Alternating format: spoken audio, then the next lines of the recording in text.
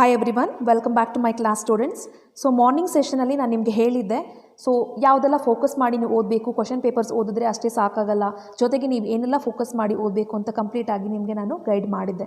ಹೇಳಿದ್ದೆ ನಾನು ನಿಮಗೆ ಮಧ್ಯಾಹ್ನ ಒಂದು ಸೆಷನ್ನಲ್ಲಿ ಕಂಪ್ಲೀಟಾಗಿ ಆ PDF-ನಲ್ಲಿ ನೀವು ಏನು ಓದ್ಕೊಳ್ಬೇಕು ಅಂತ ನಾನು ನಿಮಗೆ ಹೇಳ್ತೇನೆ ಅಂತ. ಬಿಕಾಸ್ ಪ್ರೀವಿಯಸ್ ವೀಡಿಯೋಸ್ನಲ್ಲಿ ಕೂಡ ನಾನು ಈ PDF-ನ ಅಪ್ಲೋಡ್ ಮಾಡಿದ್ದೇನೆ. ಆ PDF-ನ ನೀವು ಕಂಪ್ಲೀಟಾಗಿ ಓದಿಲ್ಲ. ಯಾಕೆ ಅಂದರೆ ನಿಮಗೆ ಆ PDF-ನಲ್ಲಿ ಏನು ಓದಬೇಕು ಅನ್ನೋ ಡೌಟ್ ಇದೆ. ಸೊ ಆ ಡೌಟ್ಸನ್ನು ಈ ವಿಡಿಯೋದಲ್ಲಿ ಕ್ಲಿಯರ್ ಮಾಡ್ತೇನೆ. ಸೊ ಮೊದಲನೇಗೆ ಈ ಒಂದು ವಿಡಿಯೋನ ಕಂಪ್ಲೀಟಾಗಿ ನೋಡಿ, ಸೊ ದಟ್ ಏನಾಗುತ್ತೆ, ಯಾವ ಕಾನ್ಸೆಪ್ಟ್ಸನ್ನು ನೀವು ಓದ್ಕೊಳ್ಬೇಕು ಈ PDF-ನಲ್ಲಿ ಅಂತ ನಿಮಗೆ ಅರ್ಥ ಆಗುತ್ತೆ. ಸೊ ಮೊದಲನೇದಾಗಿ ನೋಡೋದಾದರೆ chemical reactions and equations. Chemical reactions and equations ಈ ಲೆಸನಲ್ಲಿ ನಾನು ನಿಮಗೆ ಮುಂಚೆನೂ ಹೇಳ್ಕೊಟ್ಟಿದ್ದೇನೆ. ಸೊ ಇಂಪಾರ್ಟೆಂಟಾಗಿ ರಿಯಾಕ್ಷನ್ಸ್ ಇದೆ, combination reaction, then decomposition reaction, displacement reaction, then double displacement reaction. ಈ 4 ರಿಯಾಕ್ಷನ್ಸನ್ನು ನೀವು ಕಾನ್ಸಂಟ್ರೇಟ್ ಮಾಡಿ ಓದಬೇಕು. ಈ ವರ್ಷ ನಿಮಗೆ ಪಬ್ಲಿಕ್ ಎಕ್ಸಾಮಿನೇಷನಲ್ಲಿ ಡಬಲ್ ಡಿಸ್ಪ್ಲೇಸ್ಮೆಂಟ್ ರಿಯಾಕ್ಷನ್ ಕೊಟ್ಟಿದ್ದಾರೆ. ಸೊ ನಿಮಗೆ ಡಿಕಾಂಪೋಸಿಷನ್ ರಿಯಾಕ್ಷನ್ ಕೇಳುವಂಥ ಚಾನ್ಸಸ್ ಇರುತ್ತೆ. ಬಿಕಾಸ್ 3 or 4 ಮಾರ್ಕ್ಸ್ಗೆ ಇದು ಇಂಪಾರ್ಟೆಂಟ್. ಡಿಕಾಂಪೋಸಿಷನ್ ರಿಯಾಕ್ಷನಲ್ಲಿ thermal decomposition, electrolytic decomposition, photochemical decomposition. So ಈ 3 ಟೈಪ್ಸ್ ಡಿಕಾಂಪೋಸಿಷನ್ ರಿಯಾಕ್ಷನ್ ಇದ್ರ ಕೆಳಗಡೆ ಬರುತ್ತೆ.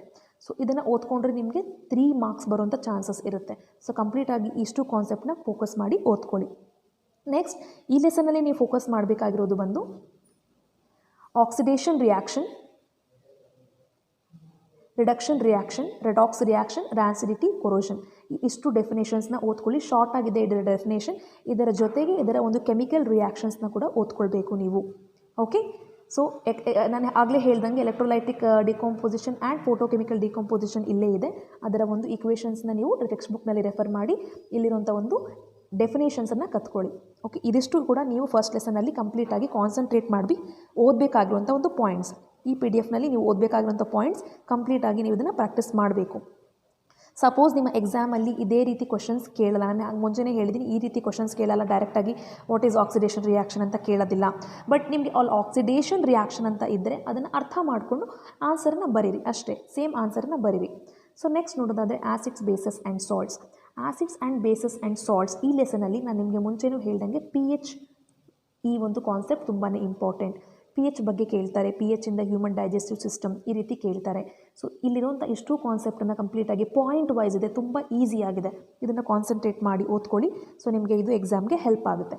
ಇನ್ನು ಈ ಲೆಸನಲ್ಲಿ ನೀವು ಓದ್ಕೊಳ್ಬೇಕಾಗಿರೋದು ಯೂಸಸ್ ತುಂಬಾ ಇಂಪಾರ್ಟೆಂಟ್. ನೀವು ಈ ಲೆಸನಲ್ಲಿ ಫೋಕಸ್ ಮಾಡಿ ಓದಬೇಕಾಗಿರೋಂಥ ಯೂಸಸ್ ಬಂದು uses of bleaching powder, uses of baking soda and uses of sodium carbonate. ಈ ಇಷ್ಟು ಯೂಸಸನ್ನು ನೀವು ಫೋಕಸ್ ಮಾಡಿ ಓದಬೇಕು. ಇದರ ಜೊತೆಗೆ ಹಿಂದಿನ ಸೆಷನಲ್ಲಿ ನಾನು ನಿಮಗೆ ಪ್ಲಾಸ್ಟರ್ ಆಫ್ ಪ್ಯಾರಿಸ್ ಬಗ್ಗೆ ಹೇಳ್ಕೊಟ್ಟಿದ್ದೆ. ಪ್ಲಾಸ್ಟರ್ ಆಫ್ ಪ್ಯಾರಿಸ್ ಬಗ್ಗೆ ಕೇಳಿದಾಗ ಶಾರ್ಟಾಗಿ ನೀವು ಹೇಗೆ ಆನ್ಸರ್ ಬರೀಬೇಕು ಅಂತ ಹೇಳಿದೆ. ಸೊ ಅದನ್ನು ಕೂಡ ನೀವು ಫೋಕಸ್ ಮಾಡಿ ಓದ್ಕೊಳ್ಬೇಕಾಗುತ್ತೆ. ಸೊ ಇದಿಷ್ಟು ನೀವು ಫೋಕಸ್ ಮಾಡಿ ಓದ್ಕೊಳ್ಬೇಕಾಗಿರುವಂಥ ಒಂದು points acids, bases and salts ಲೆಸನಲ್ಲಿ ಕಂಪ್ಲೀಟಾಗಿ ಇದನ್ನು ಪ್ರಾಕ್ಟೀಸ್ ಮಾಡಿ. ಓಕೆ, ನಿಮಗೆ ಬೇಕಿಂಗ್ ಸೋಡಾ ಬಗ್ಗೆ ಕೇಳಿದ್ರೆ ನೀವು ಇಲ್ಲಿ ಏನು ಓದಿದ್ರೆ ಅದನ್ನು ಅಷ್ಟನ್ನೇ ಬರೀರಿ, ಕಂಪ್ಲೀಟಾಗಿ ನಿಮಗೆ ಮಾರ್ಕ್ಸ್ ಸಿಗುತ್ತೆ. ಓಕೆ, ಟೆನ್ಷನ್ ಆಗುವಂಥ ಅಗತ್ಯ ಇಲ್ಲ. ಸೊ ನೆಕ್ಸ್ಟ್ ನಾವು ಫೋಕಸ್ ಮಾಡಬೇಕಾಗಿರೋದು ಮೆಟಲ್ಸ್ ಆ್ಯಂಡ್ ನಾನ್ ಮೆಟಲ್ಸ್ ಲೆಸನಲ್ಲಿ. ಮೆಟಲ್ಸ್ ಆ್ಯಂಡ್ ನಾನ್ ಮೆಟಲ್ಸ್ ಲೆಸನಲ್ಲಿ ನೀವು ಕಂಪ್ಲೀಟಾಗಿ ಓದ್ಕೊಳ್ಳೋಕ್ಕೆ ಏನೂ ಆಗಲಿಲ್ಲ ಅಂತಂದರೆ ಥರ್ಮೈಟ್ ಪ್ರೋಸೆಸ್ ಬಗ್ಗೆ ಓದ್ಕೊಳ್ಳಿ. Okay, thermite process, calcination and roasting ಇದರ ಡೆಫಿನೇಷನ್ಸನ್ನು ಓದ್ಕೊಳ್ಳಿ. ಓಕೆ, ರೋಸ್ಟಿಂಗ್ ಅಂದರೆ ಏನು, heating the ore in the excess of oxygen. Roast ಅಂದರೆ ಎಕ್ಸಸ್ ಆಫ್ ಆಕ್ಸಿಜನ್ ಇದೆ. ಕ್ಯಾಲ್ಸಿಜನೇಷನ್ ಅಂದರೆ ಏನು, heating the ore in the absence ಅಥವಾ ಲ್ಯಾಕ್ ಆಫ್ ಆಕ್ಸಿಜನ್. ಇಷ್ಟನ್ನು ನೀವು ಓದ್ಕೊಳ್ಳಿ. ಇನ್ನು ಈ ಲೆಸನಲ್ಲಿ ನೀವು ಕಾನ್ಸಂಟ್ರೇಟ್ ಮಾಡಿ ಓದ್ಕೊಳ್ಬೇಕಾಗಿರೋಂಥ ಒಂದು ಪಾಯಿಂಟ್ಸ್ ಯಾವುದು ಅಂದರೆ formation of sodium chloride and formation of magnesium chloride. ಇದನ್ನು ನೀವು ಓದ್ಕೊಳ್ಳಿ. ಇಷ್ಟನ್ನು ಮಾತ್ರ ಓದ್ಕೊಳ್ಳಿ ಲೆಸನಲ್ಲಿ, ಇನ್ನೇನು ಫೋಕಸ್ ಮಾಡುವಂಥ ಅಗತ್ಯ ಇಲ್ಲ. ಇನ್ನು ನೆಕ್ಸ್ಟ್ ನೋಡೋದಾದರೆ ಕಾರ್ಬೊನೇಟ್ಸ್ ಕಾಂಪೌಂಡ್ ಲೆಸನಲ್ಲಿ ತುಂಬಾ ನಾನು ನಿಮಗೆ ಹೇಳ್ಕೊಟ್ಟಿದ್ದೇನೆ. ಮಾಲಿಕ್ಯುಲರ್ ಫಾರ್ಮುಲಾ, ಸ್ಟ್ರಕ್ಚರಲ್ ಫಾರ್ಮುಲಾ ಇದೆಲ್ಲದನ್ನು ಕೂಡ ಬರೆಯೋದು ಹೇಳ್ಕೊಟ್ಟಿದ್ದೇನೆ ನಿಮಗೆ. ಅದೆಲ್ಲದನ್ನು ಕೂಡ ನೀವು ಪ್ರಾಕ್ಟೀಸ್ ಮಾಡಬೇಕು. Alkene, alkyne, difference between saturated and unsaturated ಇದರ ಬಗ್ಗೆ ಎಲ್ಲ ನಾನು ಹಿಂದಿನ ವೀಡಿಯೋಸ್ನಲ್ಲಿ ಹೇಳ್ಕೊಟ್ಟಿದ್ದೇನೆ. ಕಂಪ್ಲೀಟಾಗಿ ಅದನ್ನು ಕಾನ್ಸಂಟ್ರೇಟ್ ಮಾಡಿ ನೀವು ಓದ್ಕೊಳ್ಬೇಕಾಗುತ್ತೆ. ಇನ್ನು ಈ ಲೆಸನಲ್ಲಿ ನೀವು ಫೋಕಸ್ ಮಾಡಿ ಓದ್ಕೊಳ್ಬೇಕಾಗಿರೋದು ಹಿಂದಿನ ಸೆಷನಲ್ಲೂ ಕೂಡ ಇದನ್ನು ಹೇಳಿದ್ದೇನೆ. So combustion reaction, oxidation, addition reaction ಇಷ್ಟನ್ನು ಕೂಡ ನೀವು ಓದ್ಕೊಳ್ಬೇಕು ಅಲಾಂಗ್ ವಿತ್ ದ ಎಕ್ಸಾಂಪಲ್ಸ್. ಈ ಕಾನ್ಸೆಪ್ಟ್ ತುಂಬಾ ಇಂಪಾರ್ಟೆಂಟ್, ಕೇಳ್ತಾನೆ ಇರ್ತಾರೆ. ಸೊ ಹೇಗೆ ಕೇಳ್ತಾರೆ ಅಂದರೆ ಡೈರೆಕ್ಟಾಗಿ ಕಂಬಷನ್ ಕೇಳಿಲ್ಲ ಅಂದರೆ combustion addition reaction, combustion and substitution reaction ಇದನ್ನು ಮಿಕ್ಸ್ ಮಾಡಿ ಕೇಳ್ತಾರೆ. ಕಂಬಷನ್ ಸಬ್ಸ್ಟಿಟ್ಯೂಷನ್ ಎರಡೂ ಇದೆ ಅಂತಂದರೆ ತಲೆ ಕೆಡಿಸ್ಕೊಳ್ಳೋಂಥ ಅಗತ್ಯ ಇಲ್ಲ. ಎರಡರದ್ದು ಕೂಡ ಡೆಫಿನೇಷನ್ ಬರೀರಿ, ಎರಡರದ್ದು ಕೂಡ ಎಕ್ಸಾಂಪಲ್ಸ್ ಬರೀರಿ, ಅಷ್ಟೇ. ಓಕೆನಾ. ಸೊ ಇನ್ನು ನೀವು ಕಾನ್ಸಂಟ್ರೇಟ್ ಮಾಡಬೇಕಾಗಿರೋದು ಸಬ್ಸ್ಟಿಟ್ಯೂಷನ್ ರಿಯಾಕ್ಷನ್. ಸೊ ಈ ಸಬ್ಸ್ಟಿಟ್ಯೂಷನ್ ರಿಯಾಕ್ಷನ್ ಕೂಡ ತುಂಬಾ ಇಂಪಾರ್ಟೆಂಟ್ ಕಾನ್ಸೆಪ್ಟ್. ಓಕೆ, ಸೊ ಇಲ್ಲಿ ನಿಮಗೆ ಈಸ್ಟರಿಫಿಕೇಷನ್ ಕೊಟ್ಟಿದ್ದಾರೆ. ಈಸ್ಟರಿಫಿಕೇಷನನ್ನು ಕೆಲವೊಂದು ಸಲ ನಿಮಗೆ ಡೈರೆಕ್ಟಾಗಿ ಕೇಳೋಲ್ಲ. Okay, explain the reaction of ethanol into ಎಥನೋಯಿಕ್ acid. Okay, ಈ ರೀತಿ ಕೇಳ್ತಾರೆ. ಸೊ ಎಥನಾಲ್ ಆ್ಯಂಡ್ ಎಥನೋಯಿಕ್ ಆ್ಯಸಿಡ್ ಏನಾಗುತ್ತೆ, ಇವೆರಡೂ ಕೂಡ ರಿಯಾಕ್ಟ್ ಆದಾಗ ಏನಾಗುತ್ತೆ, ನಮಗೆ ಈಸ್ಟರ್ ಫಾರ್ಮ್ ಆಗುತ್ತೆ. ಇದರ ಒಂದು ರಿಯಾಕ್ಷನನ್ನು ಕೇಳ್ತಾರೆ. ಓಕೆ, ಸೊ ಇದ್ರ ಬಗ್ಗೆ ನೀವು ಕಾನ್ಸಂಟ್ರೇಟ್ ಮಾಡಿ ಓದಿ. ದೆನ್ ಸೋಪ್ಸ್ ಆ್ಯಂಡ್ ಡಿಟರ್ಜೆಂಟ್ಸ್ ಬಗ್ಗೆ ಈ ವರ್ಷ ನಿಮಗೆ ಪಬ್ಲಿಕ್ ಎಕ್ಸಾಮಿನೇಷನಲ್ಲಿ ಕೇಳಿರಲಿಲ್ಲ. ಸೊ ನಿಮಗೆ ಈ ವರ್ಷ ಸಪ್ಲಿಮೆಂಟ್ರಿನಲ್ಲಿ ಕೇಳುವಂಥ ಚಾನ್ಸಸ್ ಇರುತ್ತೆ. ಸೋಪ್ಸ್ ಆ್ಯಂಡ್ ಡಿಟರ್ಜೆಂಟ್ ಕಾನ್ಸೆಪ್ಟ್ಸ್ದು ಡಿಫ್ರೆನ್ಸ್ ಓದ್ಕೊಳ್ಳಿ. ಡಿಫ್ರೆನ್ಸ್ ಓದ್ಕೊಂಡ್ರೆ ನಿಮಗೆ ಇದ್ರ ಬಗ್ಗೆ ಬರೋಕ್ಕೆ ತುಂಬಾ ಹೆಲ್ಪ್ ಆಗುತ್ತೆ. ಓಕೆ, ಸೊ ಇದಿಷ್ಟು ನೀವು ಕಾರ್ಬನ್ ಆ್ಯಂಡ್ ಇಟ್ಸ್ ಕಾಂಪೌಂಡ್ಸ್ ಲೆಸನಲ್ಲಿ ಫೋಕಸ್ ಮಾಡಬೇಕಾಗಿರುವಂಥ ಒಂದು ಇಂಪಾರ್ಟೆಂಟ್ ಪಾಯಿಂಟ್ಸ್. ಇನ್ನು ಪೀರಿಯಡಿಕ್ ಕ್ಲಾಸಿಫಿಕೇಷನ್ ಬಗ್ಗೆ ಹೇಳೋದಾದರೆ, ಪೀರಿಯಡಿಕ್ ಕ್ಲಾಸಿಫಿಕೇಷನಲ್ಲಿ ಲಾಸ್ ಓದ್ಕೊಳ್ಬೇಕು ನೀವು. ಡಾಬರಿನರ್ಸ್ ಟ್ರಯೋಡ್ಸ್ ಲಾ ಇಲ್ಲಿದೆ ನೋಡಿ. ಡಾಬರಿನರ್ಸ್ ಲಾ, ನ್ಯೂಲ್ಯಾಂಡ್ಸ್ ಲಾ, ಮೆಂಡೆಲಿವ್ಸ್ ಪೀರಿಯೋಡಿಕ್ ಲಾ, ಮಾಡರ್ನ್ ಪೀರಿಯೋಡಿಕ್ ಲಾ, ಈ ಲಾಸ್ ಬಗ್ಗೆ ನೀವು ಕಾನ್ಸಂಟ್ರೇಟ್ ಮಾಡಬೇಕು. ಓಕೆ, ಸೊ ಇದಾದಮೇಲೆ ನೀವು ಇದರಲ್ಲಿ ಓದ್ಕೊಳ್ಬೇಕಾಗಿರೋದು ಏನು ಅಂತಂದರೆ, ಹೇಳಿದ್ದೀನಿ ನಾನು ನಿಮಗೆ ಎಲೆಕ್ಟ್ರಾನಿಕ್ ಕಾನ್ಫಿಗರೇಷನ್. ಹಿಂದಿನ ವೀಡಿಯೋಸ್ನಲ್ಲಿ ಹೇಳ್ಕೊಟ್ಟಿದ್ದೀನಿ ಎಲೆಕ್ಟ್ರಾನಿಕ್ ಕಾನ್ಫಿಗರೇಷನ್ ಬರೆಯೋದು ಹೇಗೆ ಅಂತ ಚೆಕ್ ಮಾಡಿ. ಹಿಂದಿನ ವಿಡಿಯೋದಲ್ಲಿ ಎಲೆಕ್ಟ್ರಾನಿಕ್ ಕಾನ್ಫಿಗರೇಷನ್ ಹೇಗೆ ಜ್ಞಾಪಕ ಇಟ್ಕೊಳ್ಬೇಕು, ನೀವು ಎಲಿಮೆಂಟ್ಸ್ನ ಹೇಗೆ ಜ್ಞಾಪಕ ಇಟ್ಕೊಳ್ಬೇಕು ಅಂತ ಹೇಳ್ಕೊಟ್ಟಿದ್ದೀನಿ. ಇಷ್ಟನ್ನು ಓದ್ಕೊಂಡ್ರೆ ಸಾಕು ಪೀರಿಯೋಡಿಕ್ ಕ್ಲಾಸಿಫಿಕೇಷನ್ ಆಫ್ ಎಲಿಮೆಂಟ್ಸ್ನಲ್ಲಿ. ದೆನ್ ಲೈಫ್ ಪ್ರೋಸೆಸ್ ಲೆಸನ್, ಬಯಾಲಜಿಗೆ ಬರೋದಾದರೆ life process lesson. Life process ಲೆಸನಲ್ಲಿ ರೋಲ್ ಆಫ್ ಸ್ಟೊಮಕ್ ಇಲ್ಲಿದೆ ನೋಡಿ. Role of acid in the stomach. Acid ನಿಮ್ಮ ಸ್ಟೊಮಕಲ್ಲಿ ಏನು ರೋಲನ್ನು ಪ್ಲೇ ಮಾಡುತ್ತೆ, ಎನ್ಸೈಮ್ಸನ್ನು ಕಿಲ್ ಮಾಡುತ್ತೆ, ಮೈಕ್ರೋ ಆರ್ಗ್ಯಾನಿಸಮ್ಸ್ನ ಕಿಲ್ ಮಾಡುತ್ತೆ. ಓಕೆನಾ, ಸೊ ಹಾಗೆ ನಿಮ್ಮ ಫುಡ್ಡನ್ನು ಡೈಜೆಸ್ಟ್ ಮಾಡೋಕ್ಕೆ ಹೆಲ್ಪ್ ಮಾಡುತ್ತೆ. ಈ ರೀತಿ ಈ ಪಾಯಿಂಟ್ಸನ್ನು ಓದ್ಕೊಳ್ಳಿ, ತುಂಬಾ ನಿಮಗೆ ಹೆಲ್ಪ್ ಆಗುತ್ತೆ. ದೆನ್ ಸ್ಟೆಪ್ಸ್ ಆಫ್ ಫೋಟೋಸಿಂಥಸಿಸ್, ಇದನ್ನು ಕೇಳೋ ಚಾನ್ಸಸ್ ತುಂಬಾ ಇರುತ್ತೆ. ಸೊ ಯಾಕೆಂದರೆ ಹಲವಾರು ಎಕ್ಸಾಮ್ಸ್ನಲ್ಲಿ ಇದನ್ನು ಕೇಳಿದ್ದಾರೆ. ನಿಮ್ಮ ಟೆಕ್ಸ್ಟ್ ಬುಕ್ನಲ್ಲೂ ಕೂಡ ನಾನು ಮಾರ್ಕ್ ಮಾಡಿ ತೋರಿಸಿದ್ದೇನೆ. ಈ ಪಾಯಿಂಟ್ಸ್ 3 ಪಾಯಿಂಟ್ಸ್ ಇದೆ. Steps involved in the photosynthesis ಓದ್ಕೊಳ್ಬೇಕು ನೀವು. ಇನ್ನು autotrophic nutrition and heterotrophic nutrition ನಿಮಗೆ ಗೊತ್ತಿದೆ, ಆಲ್ರೆಡಿ ನಾನು ನಿಮ್ಮ ಕಾನ್ಸೆಪ್ಟನ್ನು ನಿಮಗೆ ಹೇಳ್ಕೊಟ್ಟಿದ್ದೀನಿ. ಸೊ ಅದನ್ನು ಬಿಟ್ಟರೆ ಇಲ್ಲಿ ನಿಮಗೆ ಇಂಟೆಸ್ಟೈನಲ್ ಜ್ಯೂಸಸ್ ಅಂತ ಇದೆ, ಲೈಪೇಸ್, ಟ್ರಿಪ್ಸಿನ್ ಆ್ಯಂಡ್ ಅಮೈಲೇಸ್. ಇದರ ಒಂದು ಯೂಸಸನ್ನು ಓದ್ಕೊಳ್ಳಿ. ಇನ್ನು ಈ ಲೆಸನಲ್ಲಿ ನಿಮಗೆ ಹ್ಯೂಮನ್ ಹಾರ್ಟ್ ಡಯಾಗ್ರಾಮ್ ಕೇಳುವಂಥ ಚಾನ್ಸಸ್ ಇರುತ್ತೆ. ಹ್ಯೂಮನ್ ಹಾರ್ಟ್ ಡಯಾಗ್ರಾಮ್ ಕೇಳಲಿಲ್ಲ ಅಂತಂದರೆ ನಿಮಗೆ ಡಬಲ್ ಸರ್ಕ್ಯುಲೇಷನ್ ಕೇಳ್ತಾರೆ. ಸೊ ಅಟ್ಲೀಸ್ಟ್ ನೀವು ಈ ಶಾರ್ಟ್ ಆನ್ಸರ್ ಬರೆದು ನಿಮಗೆ 1 ಮಾರ್ಕ್ ಆದರೂ ಸಿಗುತ್ತೆ. ಓಕೆ, ಇನ್ನು ಏರೋಬಿಕ್ ರೆಸ್ಪಿರೇಷನ್, ಅನೇರೋಬಿಕ್ ರೆಸ್ಪಿರೇಷನ್ ಬಗ್ಗೆ ಹೇಳೋದಾದರೆ ನಾನು ಹೇಳ್ಕೊಟ್ಟಿದ್ದೀನಿ. ಏರೋಬಿಕ್ ಅಂದರೆ ಪ್ರೆಸೆನ್ಸ್ ಆಫ್ ಆಕ್ಸಿಜನ್, ಅನೇರೋಬಿಕ್ ಅಂದರೆ absence of oxygen. Okay, so ಇವೆರಡರ ಬಗ್ಗೆ ಕೂಡ ನೀವು ಕಾನ್ಸಂಟ್ರೇಟ್ ಮಾಡಿ ಓದಬೇಕು. ಹಿಂದಿನ ಸೆಷನಲ್ಲಿ ಕ್ಲಿಯರ್ ಆಗಿ ನಿಮಗೆ how the glucose is break down into pyruvate, what are the products form ಅಂತ ಹೇಳ್ಕೊಟ್ಟಿದ್ದೀನಿ, ಹೌದಲ್ವಾ? ಸೊ ಈ ಕಾನ್ಸೆಪ್ಟ್ ತುಂಬಾ ಇಂಪಾರ್ಟೆಂಟ್, ಇದನ್ನು ನೀವು ಫೋಕಸ್ ಮಾಡಿ ಓದ್ಕೊಳ್ಬೇಕು. ಸೊ ನೆಕ್ಸ್ಟ್ ಕಂಟ್ರೋಲ್ ಆ್ಯಂಡ್ ಕೋಆರ್ಡಿನೇಷನಲ್ಲಿ ನೀವು ಏನೆಲ್ಲ ಕಾನ್ಸೆಪ್ಟ್ ಫೋಕಸ್ ಮಾಡಬೇಕು ಅಂತಂದರೆ, ಸೊ ಇಲ್ಲಿ ನೋಡಿ, ಇಲ್ಲಿ ಫಂಕ್ಷನ್ಸ್ ಆಫ್ ನ್ಯೂರಾನ್ ಕೊಟ್ಟಿದ್ದಾರೆ, ಇದ್ರ ಬಗ್ಗೆ ನೀವು ಓದ್ಕೊಳ್ಳಿ. ಸೊ ನೆಕ್ಸ್ಟ್ ಈ ಲೆಸನಲ್ಲಿ ನೀವು ಓದ್ಕೊಳ್ಬೇಕಾಗಿರೋದು ರಿಫ್ಲೆಕ್ಸ್ ಆ್ಯಕ್ಷನ್ ಆ್ಯಂಡ್ ವಾಕಿಂಗ್. ಅಂದರೆ ರಿಫ್ಲೆಕ್ಸ್ ಆ್ಯಕ್ಷನ್ ಅಂತಂದರೆ ಇನ್ವಾಲಂಟ್ರಿ ಆ್ಯಕ್ಷನ್, ವಾಕಿಂಗ್ ಅಂದರೆ ವಾಲಂಟ್ರಿ ಆ್ಯಕ್ಷನ್. ಅರ್ಥ ಆಯ್ತಾ? ನಿಮ್ಗೆ ಇದು ಕೂಡ ಗೊತ್ತಿರಬೇಕು. ರಿಫ್ಲೆಕ್ಸ್ ಆ್ಯಕ್ಷನ್ ಅಂದರೆ ಇನ್ವಾಲಂಟ್ರಿ, ವಾಕಿಂಗ್ ಅಂದರೆ ವಾಲಂಟ್ರಿ. ವಾಲಂಟ್ರಿ ಅಂದರೆ ನಿಮಗೆ ನೀವೇ ತಿಳಿದು ಮಾಡುವಂಥದ್ದು, ಇನ್ವಾಲಂಟ್ರಿ ಅಂದರೆ ನಿಮಗೆ ಗೊತ್ತಿಲ್ಲದೆ ಮಾಡುವಂಥದ್ದು. ಓಕೆ, ಇದ್ರ ಬಗ್ಗೆ ನೀವು ಫೋಕಸ್ ಮಾಡಬೇಕು. ಇನ್ನು ಟ್ರೋಪಿಸಮ್ಸ್ ಬಗ್ಗೆ ಕೇಳಿದರೆ, ಟ್ರೋಪಿಸಮ್ಸ್ ಬಗ್ಗೆ ಕೂಡ ನೀವು ಫೋಕಸ್ ಮಾಡಿ ಓದ್ಕೊಳ್ಬೇಕು. ಈ ಟ್ರೋಪಿಸಮ್ಸ್ ಬಗ್ಗೆ ಇಲ್ಲಿ ಕೊಟ್ಟಿದ್ದಾರೆ, ವೆರಿ ಸಿಂಪಲ್. ಜಿಯೋಟ್ರೋಪಿಕ್ ಅಂದರೆ ಪ್ಲ್ಯಾಂಟ್ ಟು ಸಾಯಿಲ್ ಕಡೆ ಬೆಂಡ್ ಆಗ್ತದೆ, ಅಂದರೆ ಅರ್ತ್ ಕಡೆ ಫೋಕಸ್ ಮಾಡ್ತದೆ. ಫೋಟೋ ಅಂದರೆ ಪ್ಲ್ಯಾಂಟ್ ಟು ಲೈಟ್ ಕಡೆ ಬೆಂಡ್ ಆಗ್ತದೆ. ಹೈಡ್ರೋ ಅಂದರೆ ಪ್ಲ್ಯಾಂಟು ವಾಟರ್ ಕಡೆ ಟರ್ನ್ ಆಗ್ತದೆ. ತಿಗ್ಮೋ ಅಂದರೆ ನೀವು ಟಚ್ ಮಾಡಿದ್ರೆ ಪ್ಲ್ಯಾಂಟು ನಿಮ್ಮ ಕಡೆಗೆ ಅದು ಸ್ಟಿಮ್ಯುಲಸ್ ಮಾಡ್ತದೆ. ಇಷ್ಟೇ, ವೆರಿ ಸಿಂಪಲ್, ಓದ್ಕೊಳ್ಳಿ. ಇನ್ನು ಬ್ರೈನ್ ಡಯಾಗ್ರಾಮ್ಸ್ ಕೇಳುವಂಥ ಚಾನ್ಸಸ್ ಇರುತ್ತೆ. ಅಲ್ಲಿ ಬ್ರೈನ್ ಡಯಾಗ್ರಾಮ್ ಕೇಳಲಿಲ್ಲ ಅಂದರೆ ನಿಮಗೆ ಫಂಕ್ಷನ್ಸ್ ಕೇಳ್ತಾರೆ. Okay, functions of cerebrum, mid brain, cerebellum, medulla oblongata, ಇದನ್ನು ನೀವು ಓದ್ಕೊಳ್ಳಿ. ಓಕೆ, ಸೊ ಈ ಲೆಸನ್ ತುಂಬಾ ಇಂಪಾರ್ಟೆಂಟ್ ಇದೆ, ಬಿಕಾಸ್ ತುಂಬ ಇಂಪಾರ್ಟೆಂಟ್ ಕಾನ್ಸೆಪ್ಟ್ ಈ ಲೆಸನಲ್ಲಿ ಇದೆ.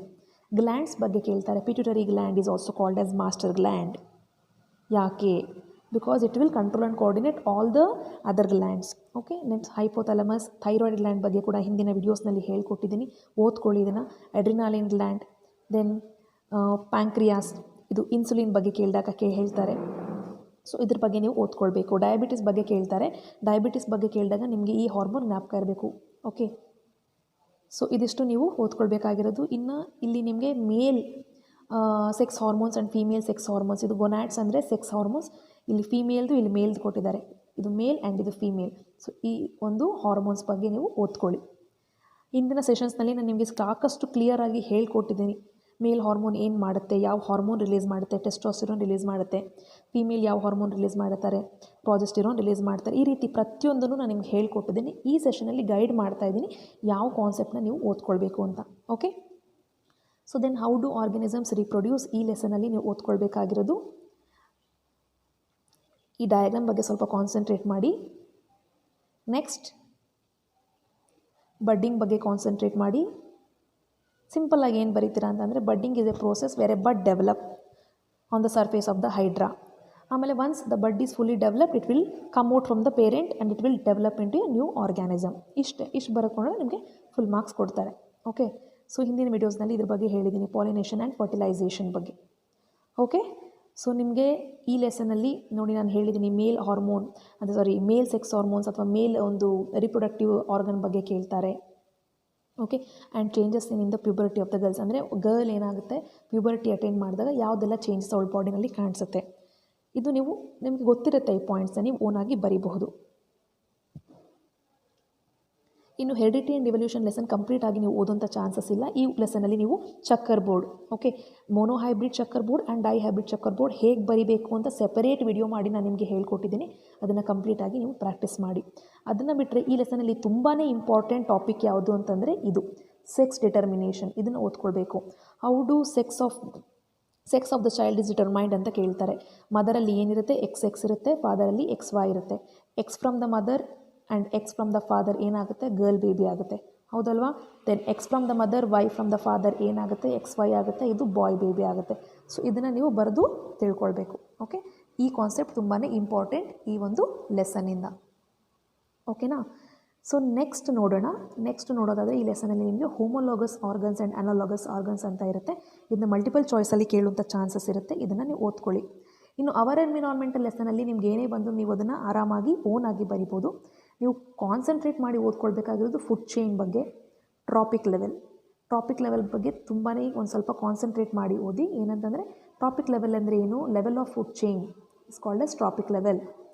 ಆಯಿತಾ, ಇದನ್ನು ನೀವು ಓದ್ಕೊಳ್ಬೇಕು. ಆಮೇಲೆ ಫ್ಲೋ ಆಫ್ ಎನರ್ಜಿ ಇದೆಯಲ್ಲ, ಆ ಫ್ಲೋ ಆಫ್ ಎನರ್ಜಿ ಯಾವಾಗಲೂ ಯೂನಿ ಡೈರೆಕ್ಷನಲ್ಲಿ ಇರುತ್ತೆ, ಅಂದರೆ ಎನರ್ಜಿ ಹೀಗೆ ಹೋಗುತ್ತೆ, ವಾಪಸ್ ಬರೋದಿಲ್ಲ. ಓಕೆ, ಸೊ ಅದನ್ನು ನೀವು ಕಾನ್ಸಂಟ್ರೇಟ್ ಮಾಡಿ ಓದ್ಕೊಳ್ಬೇಕಾಗುತ್ತೆ, ಈ ಒಂದು ಪಾಯಿಂಟ್. ಸೊ ನೆಕ್ಸ್ಟ್ ಈ ಲೆಸನ್ನಲ್ಲಿ ನೀವು ಓದ್ಕೊಳ್ಬೇಕಾಗಿರೋದು ಇದು ಬಯೋಡಿಗ್ರೇಡಬಲ್ ಆ್ಯಂಡ್ ನಾನ್ ಬಯೋಡಿಗ್ರೇಡಬಲ್. ಇಷ್ಟನ್ನು ನೀವು ಕಾನ್ಸಂಟ್ರೇಟ್ ಮಾಡಿ ಓದ್ಕೊಳ್ಳಿ. ಇನ್ನು ಫಿಸಿಕ್ಸ್ನಲ್ಲಿ ನಾನು ನಿಮಗೆ ಮುಂಚೆನೇ ಹೇಳ್ದಂಗೆ ರೇ ಡಯಾಗ್ರಾಮ್ಸ್ ಓದ್ಕೊಳ್ಳಿ, ಎಲೆಕ್ಟ್ರಿಕ್ ಮೋಟರ್, ಎಲೆಕ್ಟ್ರಿಕ್ ಜನರೇಟರ್ ಬಗ್ಗೆ ಓದ್ಕೊಳ್ಳಿ. ಆ್ಯಂಡ್ ದೆನ್ ನೀವು ಏನರ ಬಗ್ಗೆ ಪ್ರಾಕ್ಟೀಸ್ ಮಾಡಬೇಕು ಅಂತಂದರೆ ಮಯೋಪಿಯಾ, ಮೆಟ್ರೋಪಿಯಾ, ಹೈಪರ್ ಮೆಟ್ರೋಪಿಯಾ, ದೆನ್ ಈ ರೀತಿ ಸಾಕಷ್ಟು ಕಾನ್ಸೆಪ್ಟ್ಸ್ ಬಗ್ಗೆ ಹೇಳಿದ್ದೀನಿ ನಾನು ಫಿಸಿಕ್ಸ್ನಲ್ಲಿ. ಅಷ್ಟನ್ನು ಕೂಡ ಕಂಪ್ಲೀಟಾಗಿ ನೀವು ಫೋಕಸ್ ಮಾಡಿ ಓದ್ಕೊಳ್ಳಿ. ಇಷ್ಟನ್ನು ಓದ್ಕೊಂಡ್ರೆ ಅಟ್ಲೀಸ್ಟ್ ನೀವು ಫಿಸಿಕ್ಸ್ ಡಯಾಗ್ರಾಮ್ಸ್ ಬರೆದು ಕೆಮಿಸ್ಟ್ರಿ ಆ್ಯಂಡ್ ಬಯಾಲಜಿನಲ್ಲಿ ನಾನು ಏನೆಲ್ಲ ಕಾನ್ಸೆಪ್ಟ್ಸ್ ಹೇಳಿದ್ದೀನಿ ಅಷ್ಟನ್ನು ಓದ್ಕೊಂಡು ನೀವು ಮೋರ್ ದೆನ್ 40 ಮಾರ್ಕ್ಸನ್ನು ಸ್ಕೋರ್ ಮಾಡಬಹುದು. ಅರ್ಥ ಆಗ್ತಿದೆ. ಫಿಸಿಕ್ಸ್ನಲ್ಲಿ ಜೋಲ್ಸ್ ಲಾ ಓದ್ಕೊಳ್ಳಿ, ಹೋಮ್ಸ್ ಲಾ ಓದ್ಕೊಳ್ಳಿ. ಮೇಯ್ನಾಗಿ ಫಿಸಿಕ್ಸಲ್ಲಿ ನೀವು ಕಲ್ತ್ಕೊಳ್ಬೇಕಾಗಿರೋದು ಡಯಾಗ್ರಾಮ್ಸ್, ರೇ diagrams and motor and generator diagram compulsory ಕೊಡ್ತಾರೆ, ಮೋಟರ್ ಆ್ಯಂಡ್ ಜನರೇಟರ್ ಡಯಾಗ್ರಾಮ್. ಓಕೆನಾ. ಸೊ ಇದಿಷ್ಟು ನೀವು ಕಾನ್ಸೆಪ್ಟನ್ನು ಕಂಪ್ಲೀಟಾಗಿ ಈ PDF ಲಿಂಕ್ ಮತ್ತೊಂದು ಸಲ ಡಿಸ್ಕ್ರಿಪ್ಷನಲ್ಲಿ ಹಾಕ್ತಿದ್ದೀನಿ. ಇದನ್ನು ನೀವು ಓದ್ಕೊಂಡ್ರೆ ನಿಮಗೆ ಮೋರ್ ದೆನ್ 40 ಮಾರ್ಕ್ಸ್ ಬರುತ್ತೆ. ಬಟ್ ಹೇಳ್ತಾ ಇದ್ದೀನಿ, ನೀವೇನೇ ಓದ್ತಿದ್ದೀರಾ ಆ ಕಾನ್ಸೆಪ್ಟ್ ವರ್ಡ್ ಆ ಕ್ವೆಶ್ಚನಲ್ಲಿ ಇದೆ ಅಂತಂದರೆ ಆ ವರ್ಡನ್ನು ನೀವು ತಲೆಯಲ್ಲಿ ಇಟ್ಕೊಂಡು ಆನ್ಸರ್ಸ್ನ ಬರೀರಿ. ಓಕೆ, ಸೊ ಇದಿಷ್ಟನ್ನು ಓದ್ಕೊಳ್ಳಿ. ನಿಮಗೆಲ್ರಿಗೂ ಒಳ್ಳೆಯದಾಗಲಿ, ಎಕ್ಸಾಮ್ಗೆ ಚೆನ್ನಾಗಿ ಪ್ರಿಪೇರ್ ಆಗಿ ಅಂತ ಹೇಳ್ತಾ ಇಲ್ಲಿಗೆ ಈ ವಿಡಿಯೋನ ಮುಗಿಸ್ತಾ ಇದ್ದೀನಿ. Thank you.